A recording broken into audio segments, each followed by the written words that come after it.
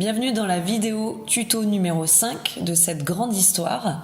Alors, à vous qui êtes animateurs, comme chaque début de session, n'oubliez pas, prenez le temps de faire un résumé, de partager ensemble tout ce qui a été vu jusqu'à maintenant, de bien sûr réappuyer les messages clés en quelque sorte des précédentes sessions. Et là, vous rentrez à nouveau dans une session La mission de Jésus avec un texte qui est bouleversant. C'est un texte qui mérite en tant qu'animateur d'avoir été préparé, mais d'avoir bien préparé et être conscient que c'est un texte qui peut venir bousculer sur le plan personnel vos participants.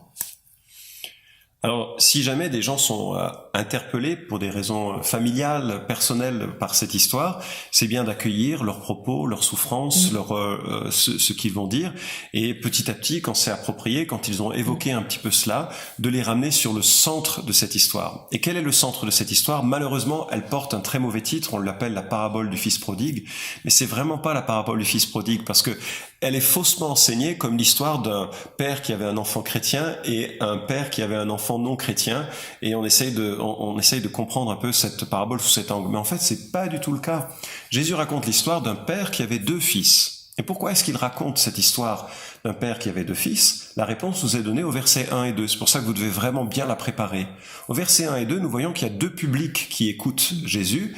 Vous avez d'un côté les gens comme Nicodème, les gens qui étaient des pharisiens, des hommes et des femmes bien dans la société, irréprochables au niveau moral. Et puis vous avez des gens, des pécheurs de mauvaise vie, prostituées, vous avez des gens qui étaient des voleurs, vous avez des gens qui étaient des collaborateurs et qui étaient en marge, des marginaux de la société. Ces 2 publics se retrouvent dans cette parabole. Ils se retrouvent même dans ce qui précède avec la personne qui perd une brebis et puis la personne qui perd une pièce. On a ces 2 publics et Jésus il parle de ces 2 publics comme emblématiques de notre humanité séparée de lui. Vous avez les pécheurs aux mains sales et les pécheurs au col blanc.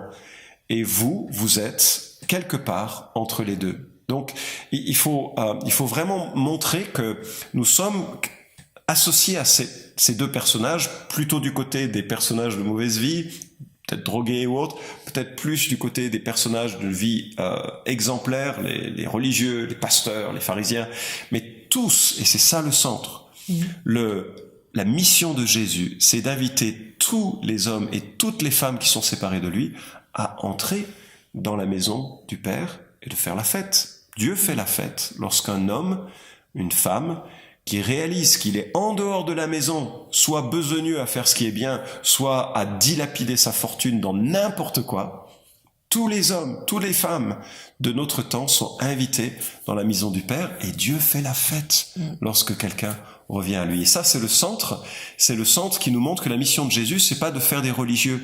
La mission de Jésus, c'est d'accueillir des hommes et des femmes de toute origine.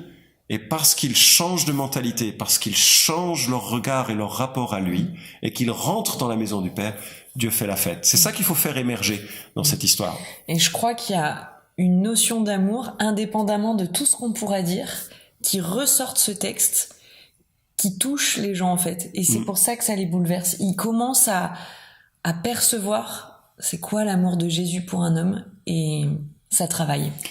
Donc, pour conclure, on regarde un peu ce qui s'est passé. Dieu a créé un monde parfait, et puis ce monde parfait, il est brisé par le choix des hommes, mais Dieu prend l'initiative et il tisse une relation, et cette relation passe par un homme qu'il a choisi, duquel va naître une nation, à qui il promet un Messie. Ce Messie arrive, et grande surprise, il offre à tous les hommes, qu'ils soient les meilleurs ou qu'ils soient les pires, d'être réparés dans leur cœur. Et c'est ce que annonçaient également les prophètes. Il y a un changement de cœur. Maintenant, par quel mécanisme cette réparation a lieu ? Par quel moyen est-ce qu'un homme peut être rétabli dans sa relation avec Dieu, dans sa relation avec les autres ?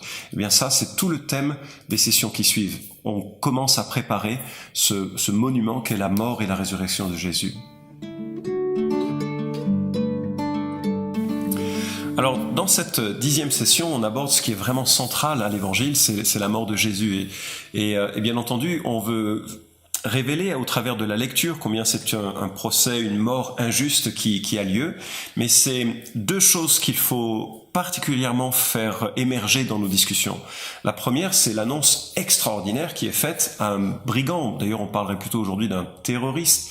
Il est crucifié aux côtés de Jésus et Jésus lui dit, parce qu'il a conscience de ce que Jésus est et de ce que Jésus offre, Jésus lui dit, aujourd'hui, tu seras avec moi dans le paradis. La promesse, elle est gigantissime et on est au cœur et au centre là de ce que propose l'Évangile et de ce que propose cette grande histoire. Donc, il faut vraiment le souligner que voilà un homme qui mérite rien, il arrive à la fin de sa vie et là, contrairement à l'autre, il prend conscience de son problème de cœur, il prend conscience qu'il mérite ce qui lui arrive, mais il prend aussi conscience qu'il y a quelqu'un qui peut lui tendre la main et il a foi en cela et Jésus honore cette démarche et lui fait une promesse qui est vraiment au centre de l'évangile. Faut pas trop l'enseigner comme je viens de le faire, mais c'est là où il faut essayer de faire émerger cette compréhension. Et puis bien sûr, il y a quelque chose qui est qu'il ne faut pas louper, c'est que Jésus vient mourir, il vient pour être sacrifié. Son sacrifice à la croix est le moteur central et principal de l'évangile. Alors c'est là où on peut faire le lien, mais Dieu qui sacrifie son fils, ça te rappelle rien?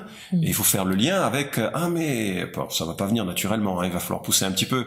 Mais en Genèse chapitre 3, lorsque l'homme se fait des vêtements pour couvrir sa nudité, Dieu regarde et dit non, ça me convient pas, et il sacrifie un animal, lui donne un animal de peau. C'était déjà ça que nous avons. On reprend aussi l'histoire avec Abraham qui Dieu demande de sacrifier son fils. Impossible, impensable, mais c'est une notion sacrificielle qui vient, et puis une notion aussi de substitution. Plutôt que ce soit le fils d'Abraham qui meurt, c'est un bouc qui est sacrifié, et bien plutôt que ce soit nous qui mourions, bien c'est Dieu le Fils qui est sacrifié. Donc on va faire le lien un peu de tout ce qui est passé. Il meurt pour étancher la soif de justice du Père, et il est venu pour cela. Il meurt en sacrifice et donc il offre un pardon qui n'est possible que par lui. Et ça va être toute la démarche qui sera ensuite synthétisée par la dernière et ultime session que nous verrons la prochaine fois. Alors cette session, elle se termine par une question qui peut être surprenante. Où le corps de Jésus a-t-il été entreposé? Elle est très simple et en même temps c'est très scolaire presque. Mais c'est intentionnel. Et ça va vous amener dans la suite et la dernière vidéo tuto.